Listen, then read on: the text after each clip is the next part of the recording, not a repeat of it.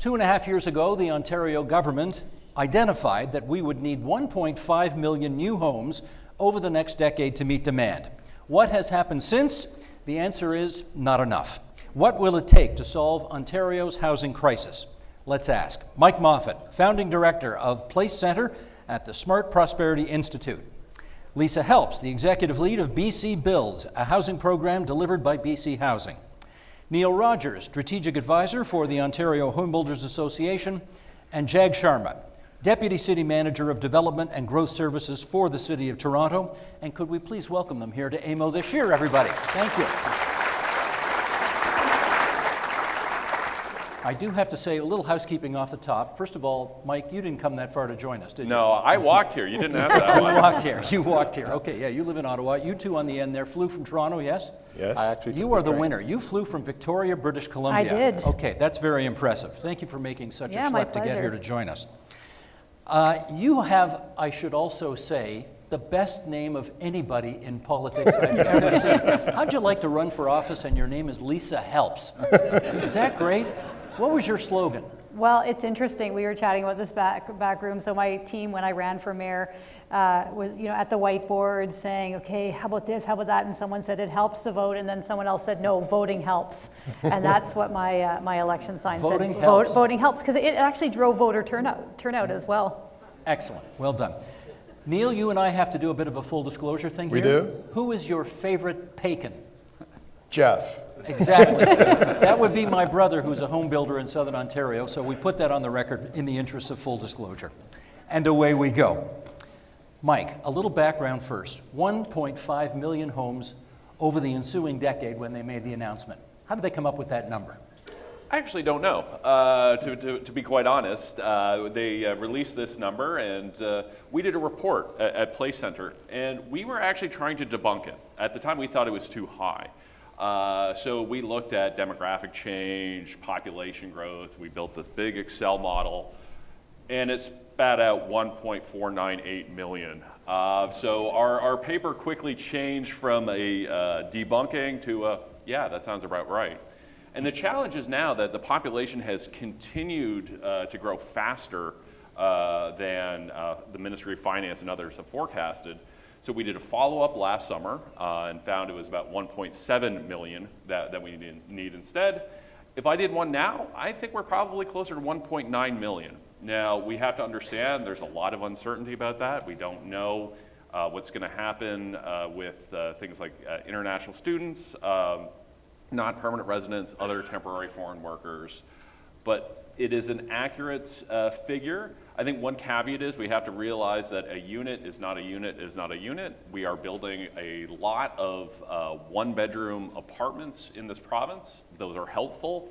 But what we're lacking is a lot of those larger family size units. So if we actually took the unit size into account, we might even need more than 2 million. Lots to follow up on there, which we will. Jag, when you heard the number, 1.5 million, what was your reaction? Oh, there's one, it's a large number, and certainly from a Toronto perspective, there's two other numbers that we pay very close attention to, 285,000 for our 10-year goal, and of the 285,000, 65,000 affordable homes, and that was up from the original 40,000. They're large numbers, but to Mike's point, not enough. The challenge I think that we find ourselves in is that even at 65,000 units and 285,000, like just for the 65,000, we're estimating between $33 to $36 billion in order to accomplish that goal. It's a lot of money, and certainly capacity is somewhat a challenge as well. And so when we reflect on what Mike was saying, to say maybe it's closer to 2 million, and let's say those numbers need to be higher, the cost goes up as well. And this is an incredibly challenging time, but an incredibly important time for us to take as many actions as possible, because I think history is teaching us that indecision is costing us more. Neil, when you heard the number, was your first reaction, ain't no way in hell we're going to be able to do that? 1.5 million homes is good for business. It's good for our economies, no matter where you are in the province of Ontario. But it is a consequential number. Even in our most robust years of housing production, we were meeting 50% of that. So to double that, you had to ask yourself the question, where do we find the skilled labor? How do we source the materials? How do we keep it affordable? So we applauded as an organization, as an association, the target. It represented years and years of undersupply of bringing production, housing to the marketplace. We thought and think still it can be part of the equation of delivering housing affordability, but we'll talk more about that later. Yeah, Lisa, I don't want to unnecessarily embroil you in Ontario politics, given that you're not from here, but you know, this province has never done better than 700,000 homes, and now they're going for 1.5 million. That's the target. You know, as somebody who, well, politics, as Bill Davis used to say, is about the, you knew I'd get the reference in, is about the art of the possible. Is this even possible?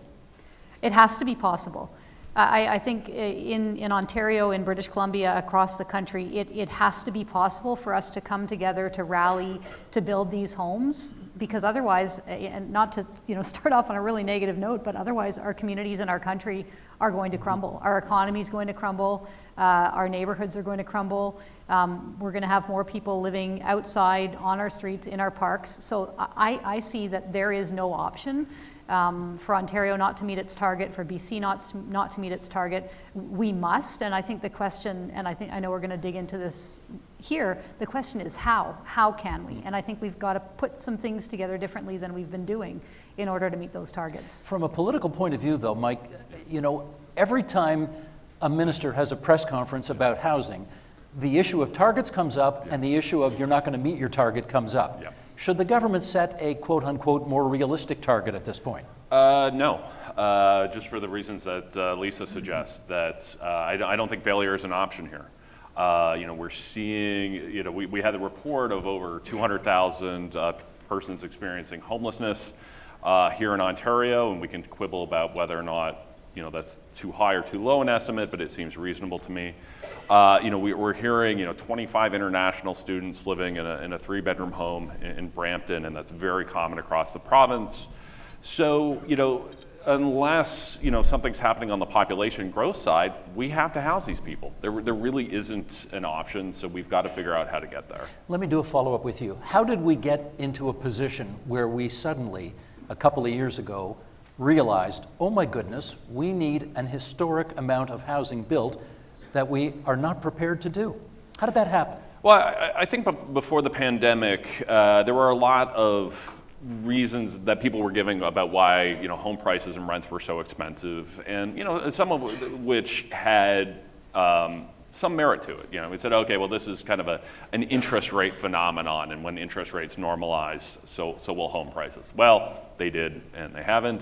We've heard people talk about short-term rentals and all kinds of things, and those can play a role. But I think we weren't really paying attention to population growth. That in Ontario, historically, the population grows by about 120,000 people a year, and had so for about 20 years. After 2015, that ramped up substantially, and that was partly due to the oil price collapse in 2015. We had people moving from Ontario to Alberta. They started coming back. But the big thing that happened was that our colleges and universities started bringing in more and more international students because of deregulation from the federal government as a way to pay some of those bills. And what happens is those students need a place to live, but often stay after graduation, obtain a work permit and gain permanent residency. So when you go from consistently growing at about 120,000 people a year to overnight doubling and tripling that number, that's going to cause some tensions, and I think we weren't paying enough attention to that as a province or as a society. Neil, I'm not advocating this, but I want you to consider the other side of the coin, which is to say, if we can't build enough to accommodate all of this demand, what about looking at the other side of the coin? Like, don't come to Ontario anymore. Or if you live in Ontario, why don't you think about moving to a different province? Is that an option? No, not for Ontario. There have been, this government, the Ford administration has put a lot of money on the line, record investments in car manufacturing, EVs, the tech sector, the mining sector. We're at the point of no return. We can't say stop. People have made investments, people have made choices, municipalities are gearing up their systems and their staffing. So the solution is not just shift the problem to another province. Jack, Although what people are making decisions with their pocketbooks to go to other places, and that's regrettable. And maybe some smaller municipalities in Ontario will benefit from an ex-urban shift to small town, rural communities, and that's great. But moving to another province, it's a consequential move, and unfortunately, far too many individuals and families are having to do that because they simply can't afford it. Jag, is that an option, do you think? I understand that it's a difficult political lift, but on the other hand, if you can't keep up with the demand, do you maybe have to try to reduce the supply of people coming here? So I don't think it's a good strategy to reduce the number of people coming. I think it's, to what all of my peers here are saying, is we need to address more of the challenge. And one of the things that we politically is being very strongly stated from a Toronto perspective and otherwise is government has been absent in the building of affordable homes for many decades. And as a result, we're seeing this crisis of affordability and options for individuals. And I'm not just talking about individuals who need deeply affordable units, but I'm talking about professionals that are coming, whether they're planners or working within the police service or otherwise. They're struggling to find accommodations that are appropriate, that are close to where they work. And it's creating, significant tension within the system. But what we can say from an evidence-based approach is that, for 30 years we've had a significant deficit of government being involved in building affordable homes. Now, that's not to disrespect our private sector partners. They very much value not only our partnership, we have to walk hand in hand in getting this accomplished, but government needs to be much more active in the building of affordable homes. What's your view on that, Lisa? Well, I work for a Crown corporation called BC Housing, which builds homes that are affordable. And interesting, you mentioned the police service and planners. The government of BC earlier this year launched BC Builds, which is the program that I helped to deliver, which is exactly for that demographic of people: police officers, teachers, nurses, paramedics, transit operators. And so in BC, and again, there's always more to do, and we're not in much of a better circumstance than Ontario for sure. But since the NDP government took over in 2017, there's been a significant investment, billions and billions of dollars in affordable housing. And again, after decades of neglect, it takes a while to catch up. But what I can say from my perspective is that government investment, not only in deeply affordable housing, which is absolutely necessary, but the BC Builds program that I'm helping to deliver, we look for partnerships with municipalities to use public land. Are you building a new community center, a new library, a new fire hall, a new whatever? And BC Builds then comes in as a partner to say, okay, you build your infrastructure and let's put housing on top. So we're really maximizing the use of public land to deliver housing for the people who serve our communities at the same time as other BC housing programs are working on that in that deeply affordable space. So yes, there needs to be massive government investment in housing, but we also need the private sector. And sometimes there's this either or, and that's really not helpful. That is not going to get us to 1.5 million in Ontario and 1 million in BC. It's all in together. It can't be public versus private. Mike, can you pick up on that?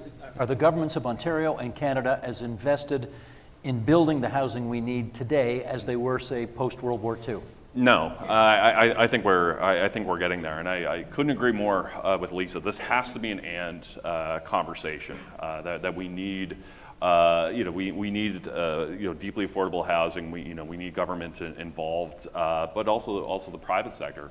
But I'd also say we need better planning, right? That we make international student decisions. Individual university and colleges make their decisions there in one silo. You know, the immigration department up here makes another decision in a silo of, you know, what are we going to do to immigration targets. And then we have housing made in a completely different silo. And we need to integrate these things so we make sure that our housing supply is keeping up with our population growth, and we're making these decisions together, not making one first and then going, okay, well, how do we then affect the second policy to counteract our first one? You're a planning guy. Is there enough good planning going on here? I think there's great planning happening. Once again, the challenge is keeping up with decisions and the policy changes and all. So there's, you know, from a density perspective, as a right perspective, there's a number of not only initiatives but policies being put in place to ensure that we can keep up as well as possible. So I'd say from a planning perspective, we are strong.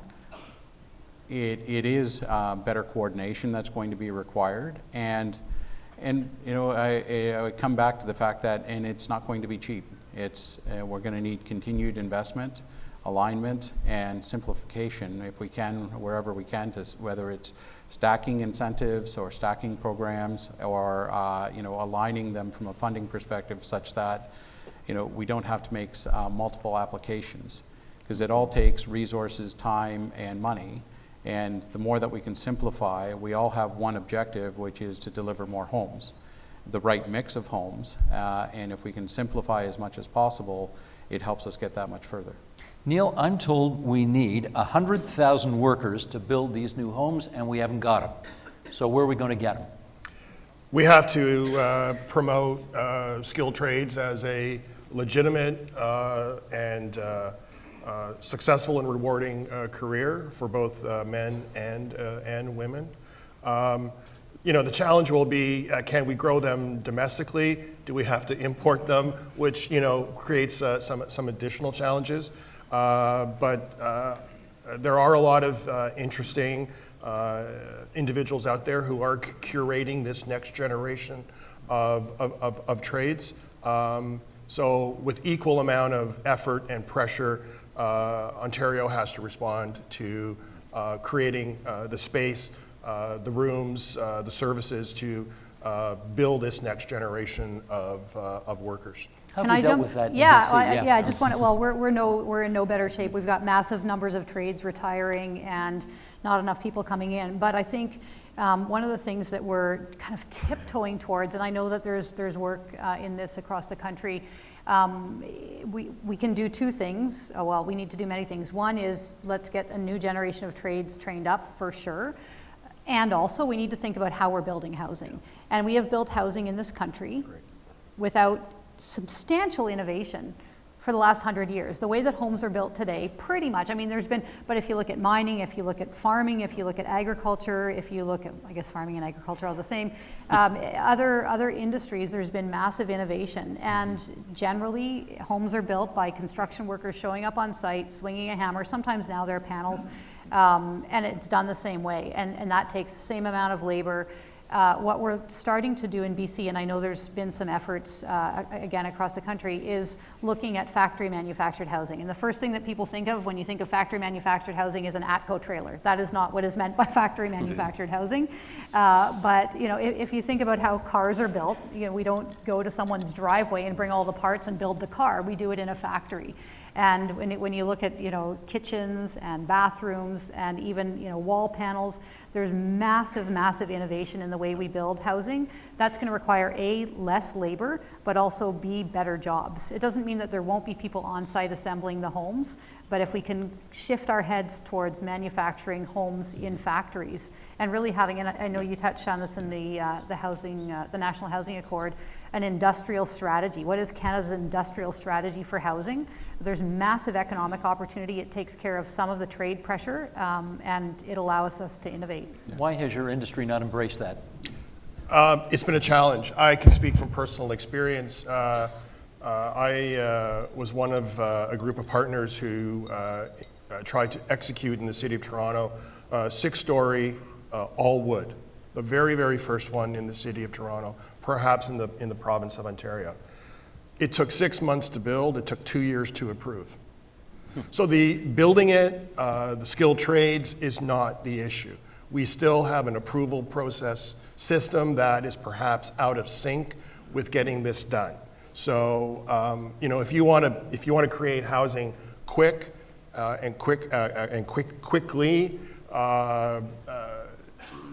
panelization modular is the way to go, but you have to have a process and systems that is aligned to deliver that expectation. Because if you talk to housing manufacturers across the province, they can scale up really, really quickly, but they need scale. It's like Ford is not going to build one car.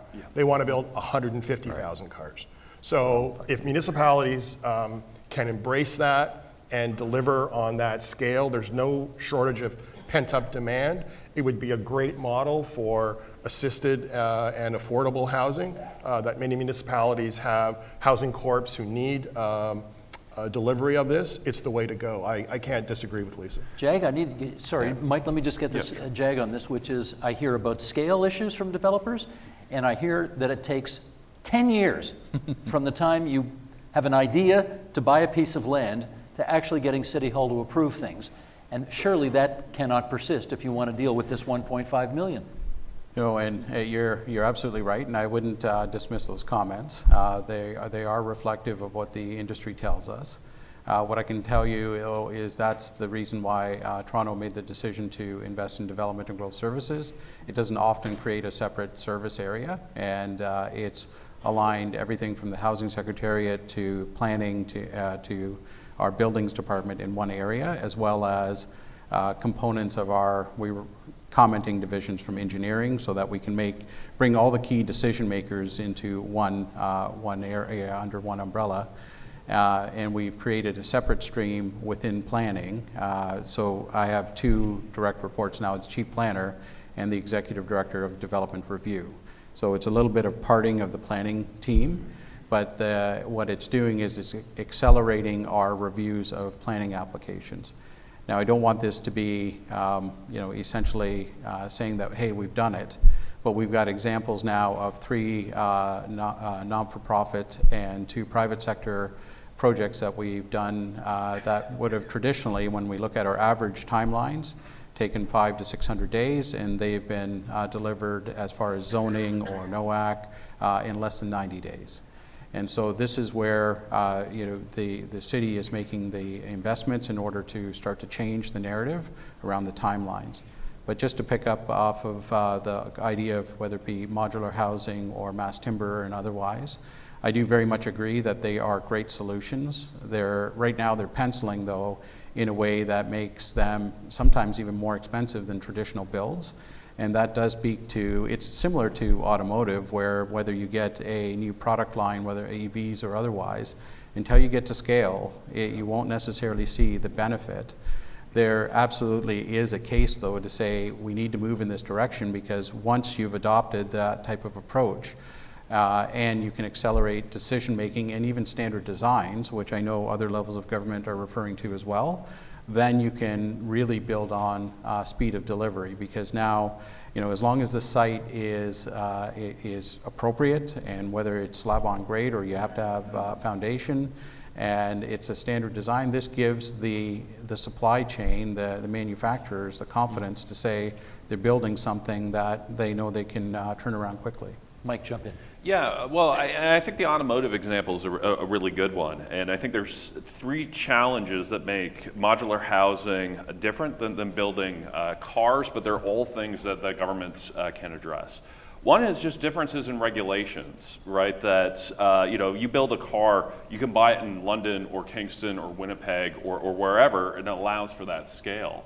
But because our rules tend to be different across provinces or across municipalities, it can make it challenging to do the kind of same standardized designs. The second thing, if you are, let's say, Cami Automotive or one of our automotive assemblers here in Ontario, you can build extra cars, even if the demand's not quite there yet, and park them in a parking lot somewhere. You really can't do that with modular housing that has a foundation. It's the ultimate just-in-time business.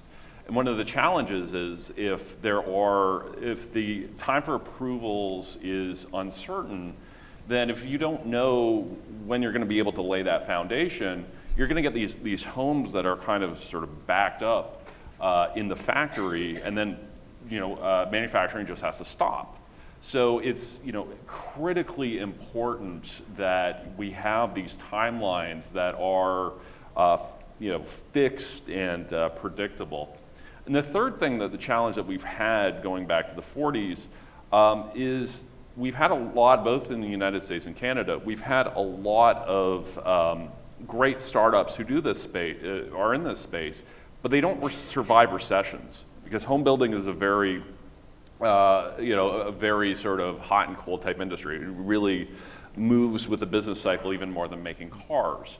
But government can help with that. Government can act as a buyer of last resort. That if we're going into a recession and starts are going way down, government can say, you know what, we'll take some of those homes and we'll turn them into social housing or other things like that. So there are challenges here in the modular approach, but there are solutions out there. We just need government to kind of work together and address those bottlenecks. Neil, have you put that idea to the government of Ontario? And if so, how have they reacted? I have not, but I will take Mike's advice and try to pitch it. Never thought of it that way. It's a unique it's a unique solution. But the City of Toronto, Mayor Chow has pledged to deliver 65,000 supportive housing units. You add that up in other major urban centers in the province, Hamilton, or even medium-sized municipalities. There is a ton of inventory that can be done. There was a great story in the Globe and Mail a couple of months ago about the federal lands that are held, and the numbers are massive. We can really punch the gut of 1.5 if we look to innovation and innovative ideas, not just on the build, the bricks and mortar or the panelization side, but we really need to solve other problems, other processes, the costs that are incurred. And whether or not you're a private sector developer, you're a not-for-profit, there are certain cost lines that are shared. Okay, so you can't get away from the problem simply by building yourself out of the problem. That's not going to solve the problem. Lisa, you doing much of this in BC? Much of? Modular housing, timber housing, alternative ideas to try to get the numbers down? We are, in terms of mass timber, we are, I think, ahead of the curve there. There are something like, and this doesn't sound like very many, but a number of, I think, 20 mass timber buildings. Our building code recently changed to allow, it used to be maximum 12 stories with mass timber. It's recently changed to 18 stories mass timber. What we're doing right now at BC Housing, and we've got some funding from CMHC to do this, and this goes to your point about standardizing not just the design, but we're working with 11 municipalities to standardize their approval process, so that if this standardized design comes to their municipality, it's already pre-approved. And that same design can also be panelized. So it's a standardized design, it's a prefab design. We had a good slogan, it was something like prefab, pre-approve, anyways. And then, but then the other piece that we haven't talked about yet is the financing system also has to change. Because generally if you're doing, if you're building housing, the construction draw process, your lender gives you money when you hit certain milestones. Well, if you're doing factory manufactured housing, there's a big amount of money that's required upfront just to hold the space on the factory floor. So we're looking in BC through this funding from CMHC, where we're looking at the entire process from municipal approvals all the way through to financing. And we're going to pump out, I know the federal government's, someone mentioned it, working on standardized design catalog for smaller homes, 3 and 4 units. What we're working on in BC is standardizing a design for 4 to 6 story wood frame buildings that can also be prefabbed, and then having the municipalities as partners standardizing their approvals process. So we're early days on that, but again, 5-6 years from now, if this goes well, we should see a significant increase in production. Jag, in Ontario's capital city, what's the maximum number of stories you can do in timber right now? I think it is capped at 12 at this point. Is that adequate to the task? I couldn't speak, I can't say, I know in other countries they're going much higher than 12. And so certainly it's possible. As far as the factors, certainly there's the different environmental factors that we need to consider. So I don't want to speak out of my expertise, but I think we will be kind of pushing that in the near future. And we've got to do the same thing from a modular perspective as well, because this is part of the challenge is what type of built form are you looking for, what is it that you need, and we need to make sure that those options that can help us accelerate putting something in the ground are viable options and can give us the built forms that we need.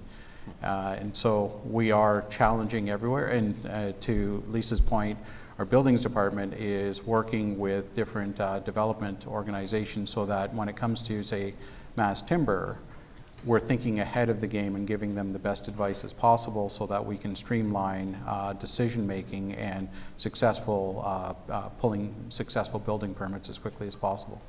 Michael, let me follow up with you again on the capital city. For the longest time, probably for half a century, Toronto has loved to think of itself as a world-class city. And the reality is, if you look at world-class cities anywhere in the world, they are outrageously expensive. Housing is outrageously expensive. They're all dealing with the same things we are. I don't want to sound completely defeatist here, but is this just a battle that if you're playing in that league, you cannot win? Well, I certainly think it is going to be an expensive place. I think what worries me is it's not just Toronto anymore. Right? Like right now, it costs more to buy a home in Tillsonburg than it does in Tokyo. And that, I love Tillsonburg, I got nothing against Tillsonburg. And you know, people might say to me, well, Mike, that's not a fair, apples to oranges comparison because, the home in Tillsonburg's larger. And I'm like, okay, yeah, fine, but how's the subway service there? It's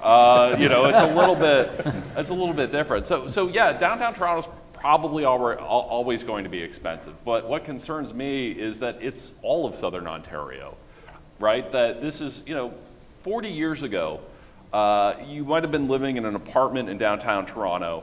Baby comes along the way, and you move to Etobicoke, which at the time was a different community. 20 years ago, you might have moved to Mississauga. Where are you moving to now? Right? You have to move to North Bay or somewhere. And again, nothing against North Bay. Yeah, there we go.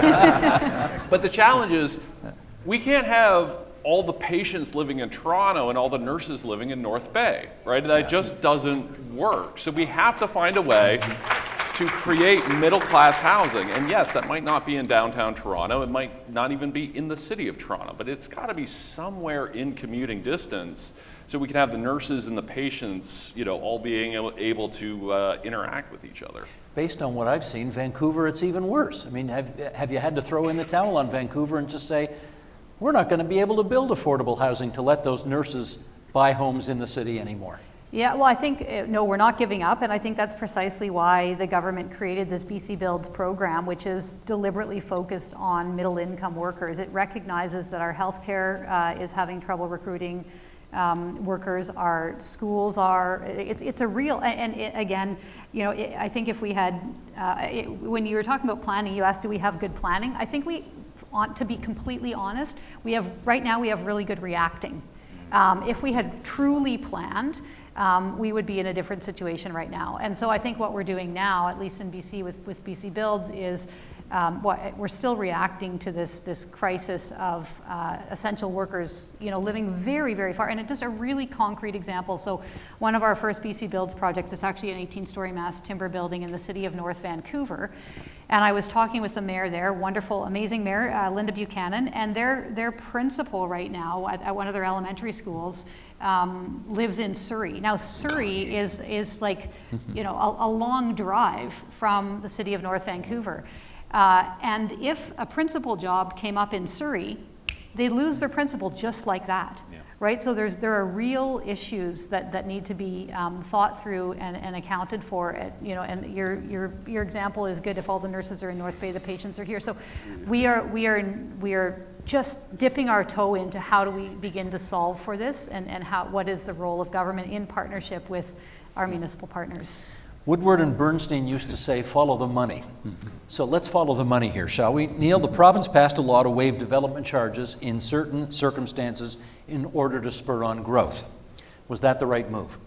Well, they actually repealed that in the last piece of legislation in Bill 185. So we're not there anymore. We're not there anymore. The elephant in the room remains affordability. If a nurse, if a teacher, those individuals who are not, by the way, making a lot of money, can't afford a home, we don't have a start. You don't have economic growth in your communities. And it's all levels of government. I'm not laying blame on the municipal sector here. Federal, provincial, municipal, 33% of the cost of an average home in the Greater Golden Horseshoe is taxes, fees, and charges. HST, land transfer tax, and the municipal realm of everything from permits, application fees, to development charges. The feds took the HST off. Has that Only helped? on rental housing. Only on rental housing. Has that helped? And HST only applies to new home construction. It is not applicable to resale. $500,000 of that 1.3, give or take numbers here, that's like a couple of $1,000s just to service that mortgage for a lifetime. So we cannot have a conversation, in our respectful opinion, about housing supply if we don't start to have the conversation. And it will be a difficult and painful conversation, but we are in this together. Municipalities, provincial governments, municipal governments, the development industry, not-for-profits, you name it. The spectrum is long. I think we ought to have the conversation quickly, otherwise we will lose this opportunity to build, to meet 1.5, and the problem is only getting worse, as Michael mentioned. If we had your side of the conversation, what would you be saying back to Neil when it comes to foregoing revenue for the city? So I think we need to consider all options, and I think we need to work collaboratively. Neil and I were speaking earlier where I think we need to almost have an open book exercise and do the math, because what I know our development industry, our private sector partners are struggling as well, and we need both of us to be actively invested in these solutions and making sure that we are challenging each other to deliver to the best of our abilities. Municipalities are certainly going to continue to focus, and Toronto is going to continue to focus on affordable housing and making sure we're putting as much money to help kind of balance the supply that is so desperately needed for those who can't afford like a condo or something of that sort. But we also need our private sector partners to help us with challenging our assumptions, looking at the cost factors of what it is that we believe it's going to take, and challenging government to say, well, wait, that doesn't make sense, or we need to think about it differently in order to make it pencil better. Because it's a struggle. Affordable housing projects, our housing secretariat and development review team, they're having to rerun the numbers all the time, virtually on a weekly basis, because things are moving so quickly. And our private sector partners, we're having active discussions with them in the same way to say they can't make them their projects pencil. And that's a bad scenario for all of us, because we need not only the affordable housing, but we need the private sector development as well in order to keep industry going. You want to come back on that, Neil? Yeah, and for the record, I want to be clear to this group. I'm not talking about waiving development charges or not paying development charges. I think we need a more modern look at how the construct of municipal service delivery of critical infrastructure is paid for and financed. I cannot believe there are not solutions out there if we bring the right people to the table, whether that's through broadening municipal service utility corporations or municipal service corporations, whether that's allowing, we have some of the wealthiest pension funds in the world in Ontario, OMERS, teachers, HOOP, right? Are they allowed to participate in this conversation? They must. They must. So what I'm suggesting, I think what our association is also suggesting, is we need to have a modern conversation about housing supportive infrastructure, roads, bridges, community centers, et cetera. And it all falls under the veil of development charges. And I know there's always been some friction between the sector and municipalities on that. But I think if we come together with a common purpose that we need to solve this problem, we will find a solution. Lisa. Well, and just to jump in on this one, I think also at the table, and I agree we need a modernization of the municipal finance system, and part of that also involves the provincial and federal governments. And just, when I heard your new president giving her remarks and the 4 topics that you focused on over the last few days, the opioid crisis, housing and homelessness, infrastructure, and economic development. When Canada was founded in 1867, maybe economic development maybe was the only one of those things that cities were working on. The financial situation and financial position of cities and the way that cities have been allowed to generate revenue literally hasn't changed since 1867, like almost, like maybe a little bit, but literally. The only ways that municipalities can generate revenue is property taxes, services and fees, development cost charges, parking revenue. Like for all of the things that municipalities are asked to deliver, there is very little source of revenue. And so what we really need to have is a conversation with the provincial and federal governments about maybe it's 1% of PST that is generated in cities goes back to cities, something like that, so that cities have some non-discretionary funding so they don't have to tax the housing. So anyway, it's a larger conversation than just housing, but we need to kind of modernize the financial system for municipalities in this country. I think we saw at the Bear Pit session here, the Mayor of Burlington, Mary Ann Mead Ward, say this organization's 125 years old, and the way in which municipalities, their financial relationship with the province hasn't changed in 125 years. That shirt, you want to show us the shirt? Yeah. There you go. Explain to the crowd. Yeah. Yeah. No, I mean, it absolutely should. I bought my first home 20 years ago, and 20 years ago across the province, for a single detached home, development charges were about $5,000. They are now over $100,000. Let's fast forward 20 years from now when my kids are going to buy a home. At this rate, development charges will be $2 million by 2044. And you're all laughing, oh, Mike, that's ridiculous.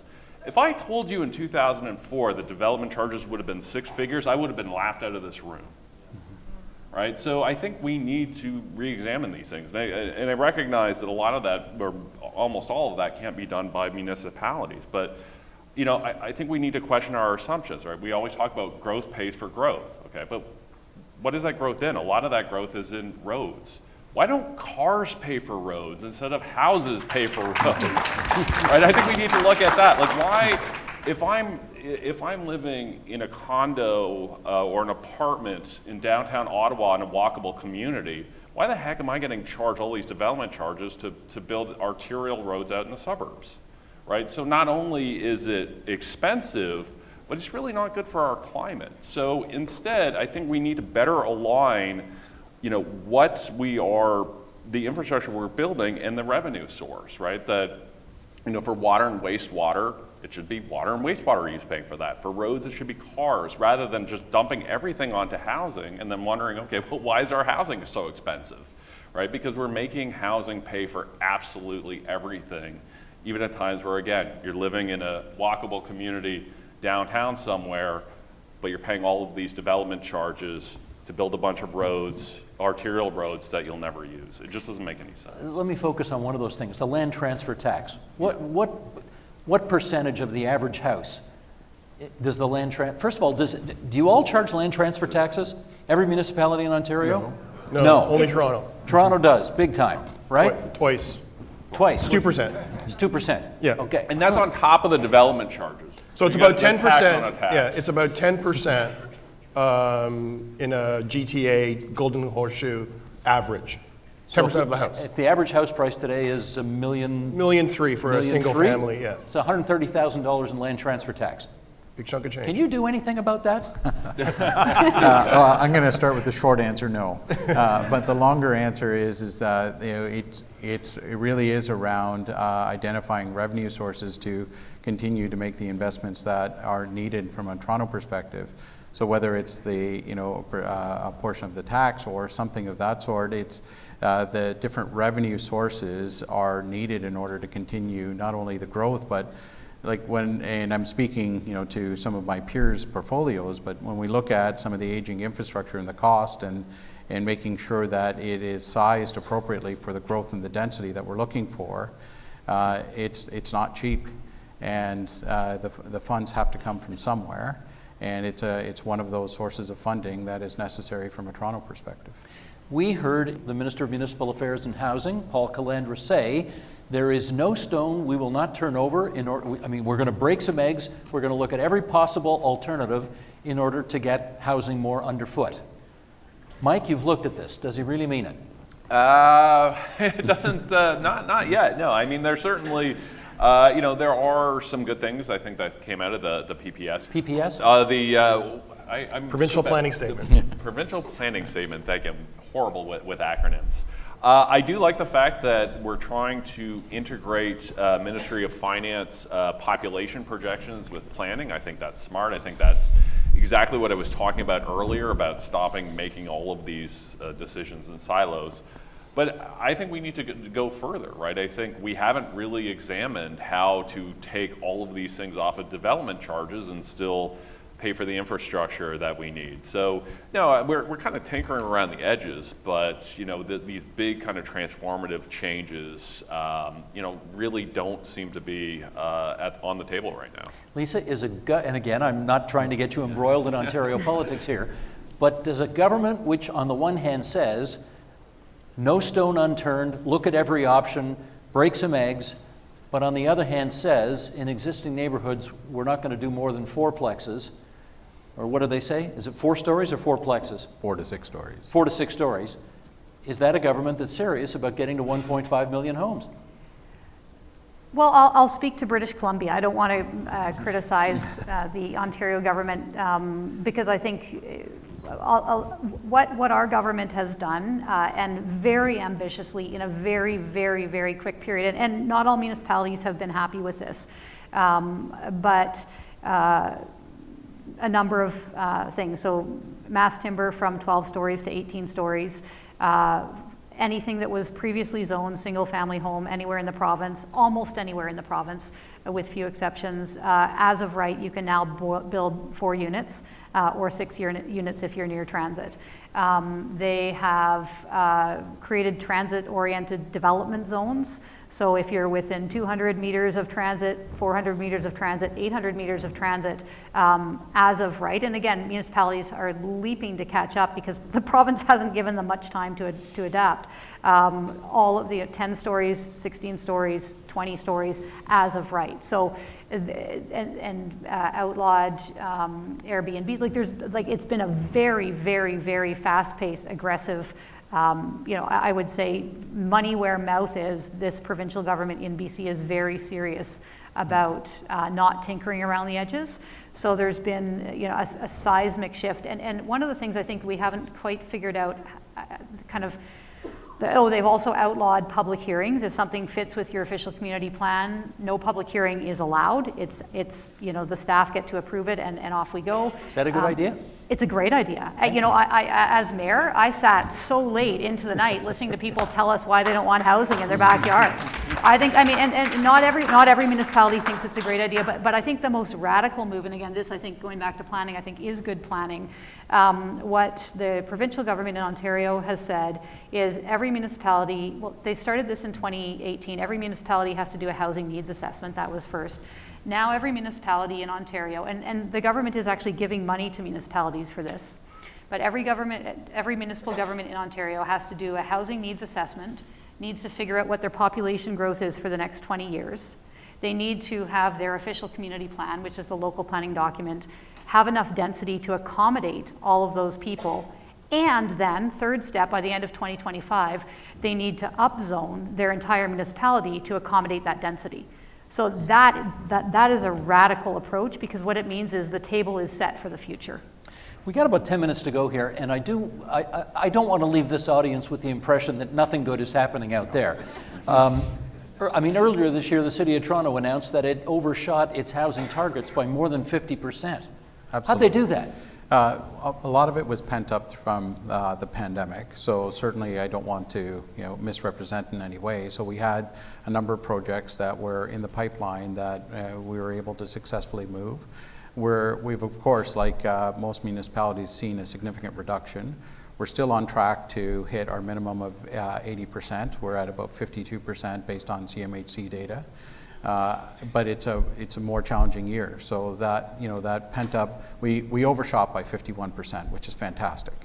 But we're certainly feeling the challenge this year, and we're working hard to kind of continue the momentum. But we just won't hit that same level as last year.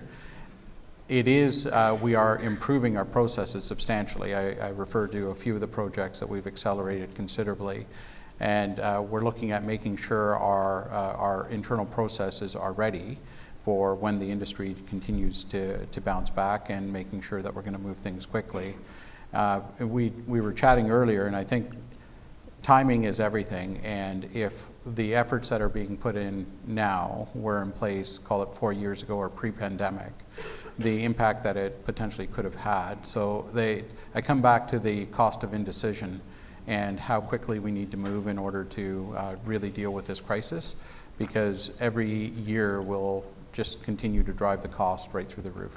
Well, let's give some free advice to the people in this room, to the Minister of Municipal Affairs and Housing, to consumers, to everybody.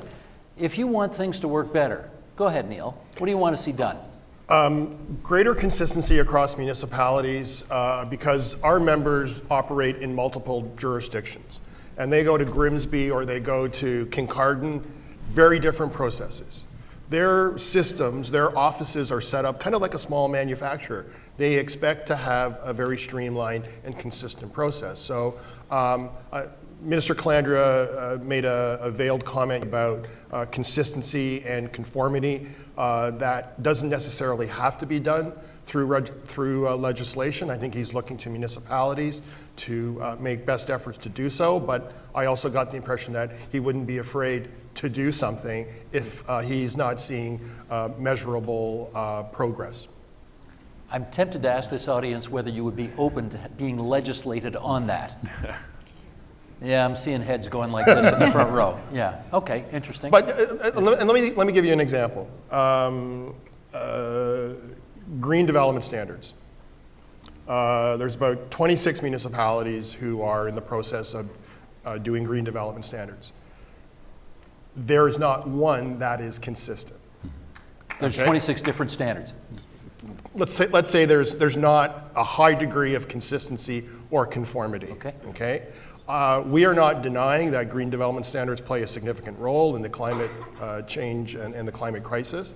And some of our builders are already doing it. They're going beyond the norm.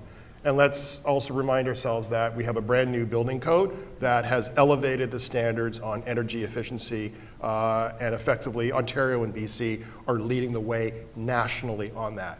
But imagine the frustration and added costs that it takes. And there are some municipalities who are withholding subdivision approval and site plan application because of some of these discretionary standards. So we want to have a conversation with the government. We want to have a conversation with municipalities about how can we create greater consistency. Because again, if we don't start a home, we're not getting closer to 1.5, right. 1.7, whatever the number is. Gotcha. Lisa, some advice? For these folks, these fine community serving folks in the room, well, I think, first of all, thank you for your service. I know it's really, really, really hard work. I was mayor of Victoria for 8 years, and through the pandemic, so really the challenging work that you all do. I guess my advice, and I was out the door as mayor and working in the Premier's office last year when all of these changes were happening, then I think have the political courage to make the decisions that are really, really difficult to make, even when sometimes small groups of people in your communities are very vocally opposed to those. So when I think that's one piece of advice, really, and this one's really hard, but try and squint and look 50 years down the road and see what your community needs then, because that's ultimately your responsibility at the same time as taking care of your communities now, really looking 50 years down the road and setting the table for the future. And then the final thing, and this is complicated, but when I was Mayor of Victoria, I was also the co-chair of the BC Urban Mayors Caucus, which was 13 of us that represented 55% of BC's population. And we weren't all in agreement all the time, but one of the things that we were collectively, almost collectively, grateful for is when the province started to come out with some of these big moves, like getting rid of public hearings. Again, not everyone was in favor of that, but what that does for local governments is it gives you political cover. You can say, well, the province has mandated this and we have to build this housing, right? And so there's a tension there for sure, but if you can kind of lean into that and think about what that could mean to align yourself with, you know, some big moves that the province might make, yeah, I think those are the things that I would say. Jag, some advice for this audience. Very similar to say, continue with a very strong collaboration. We're enjoying great collaboration with our peers at other levels of government, and we're exploring, you know, opportunities to move quicker, whether that be with CMHC financing and looking at, we're discussing a portfolio approach at this point in time so that it's not quite as intensive as far as, you know, looking at individual buildings and things of that sort. We're looking to streamline wherever possible, because the cost of delay, like we have one modular project in Toronto that got delayed for 2 years as a result of hearings. The cost more than doubled for what was intended to be there, and of course there's substantial community feedback around it as well. And so all of the, I guess from a process perspective, the funding perspectives, we need to find ways to streamline and accelerate, because as we do, we'll be able to deliver housing much faster. Last word to Mike Moffat. Oh, well, thank you. So, I would concur. We need to have more as of right, more sort of upzoning. I know that's difficult, but there's no way to get to 1.5 without it. I'm going to channel my inner JMM. The one thing that we haven't talked about is building code. There's no solution here that doesn't involve building a lot of apartments, and right now the building code makes it very difficult to build family-sized units, like 3 bedrooms plus. So that's a lot of stairway reform, elevator reform, a variety of reforms that are difficult. There are stakeholders who will challenge that with some very real concerns, particularly firefighters, but I think we need to work with them, figure out how to fix that building code, because even if we hit 1.5 million units, if we're getting there by building a bunch of studio condos and nothing else, we're still going to have a housing crisis. Gotcha.